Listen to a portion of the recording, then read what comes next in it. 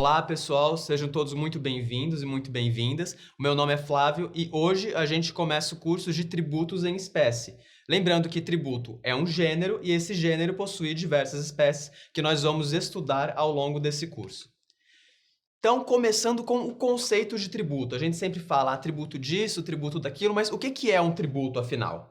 A definição de tributo que a gente adota está no artigo 3º do Código Tributário Nacional. Ele tem uma longa redação que a gente vai destrinchar parte por parte. Então ele fala que tributo é toda prestação pecuniária compulsória em moeda ou cujo valor nela se possa exprimir, que não constitua sanção de ato ilícito, instituída em lei e cobrada mediante atividade administrativa plenamente vinculada. Flávio, mas o que é isso? Isso tem 20 laudas. Como que eu vou decorar o que é isso?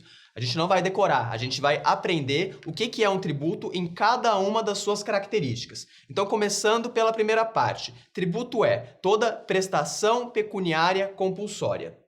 O que é uma prestação pecuniária compulsória? É dar dinheiro, é uma obrigação de dar, é um valor que você precisa pagar pecuniária e, por causa disso, necessariamente compulsória. Você é obrigado a pagar o tributo. O fisco não chega para você e pergunta: "Oi, tudo bem? Tem um débito aqui de CMS, você quer pagar?" "Ah, não tem problema." Não, você é obrigado a pagar o tributo e, portanto, ela é uma obrigação compulsória. E ela é pecuniária porque, necessariamente, você tem que cumprir essa prestação dando dinheiro. A gente vai ver que tem uma outra forma de pagar essa prestação, mas um pouquinho mais para frente. Segunda parte, prestação pecuniária compulsória em moeda ou cujo valor nela se possa exprimir. Flávio, mas é meio redundante, né? A gente acabou de ver que é uma prestação pecuniária, ou seja, em dinheiro. Por que eu tenho que falar... Por que o artigo 3º do CTN ainda coloca moeda ou cujo valor nela se possa exprimir? Porque o pagamento, ele necessariamente tem que ser no valor da moeda nacional, atualmente em reais. Então, por isso que acaba não sendo redundante. Imagina, por exemplo, no imposto de importação ou imposto de exportação. Essas operações, muito geralmente, elas são feitas em outras moedas, geralmente o dólar. Então, a base de cálculo geralmente é colocada em dólar, mas a gente tem que fazer a conversão para fazer o pagamento em reais. Por isso que não acaba sendo uma expressão redundante. Então, lembrando, uma prestação que você tem que obrigatoriamente pagar, tem que ser em dinheiro e tem que ser em moeda nacional. E com isso a gente já fecha as duas primeiras linhas do artigo 3º. Continuando, que não constitua sanção de ato ilícito.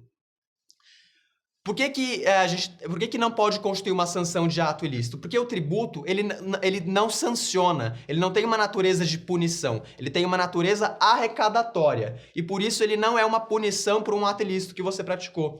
O pessoal de direito penal, ele sabe que entre as penas, entre as sanções, não apenas a prisão, mas também existe, às vezes, o pagamento de multa em dinheiro mesmo. Então, o direito tributário, ele não vai servir para coagir uma pessoa. Ele vai servir porque ele é um dever do cidadão, é um dever do contribuinte, contribuir para o Estado por meio dos tributos. Então, ele não sanciona, ele não acarreta na prática, ele não decorre da prática de um ato ilícito. Aí você vai perguntar: "Flávio, mas tem a multa, não tem? Se eu não pagar o tributo, eu tenho que pagar uma multa." Sim, mas aí é uma multa decorrente do não cumprimento das suas obrigações acessórias ou do não pagamento do tributo propriamente dito, não de um ato ilícito. Ok? Seguindo, a gente tem instituído em lei. Isso a gente sabe, princípio da legalidade, o tributo ele só pode ser exigido se ele estiver anteriormente previsto em lei.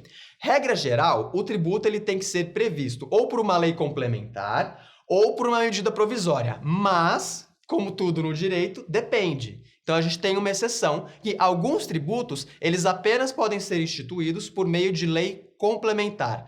Quais são esses tributos? Os novos impostos, ou seja, aquela competência residual apenas da União Federal para criar novos tributos, novos impostos, no caso, não previstos na Constituição Federal. Os empréstimos compulsórios, também de competência privativa da União, e as novas contribuições sociais e o IGF, o Imposto sobre Grandes Fortunas.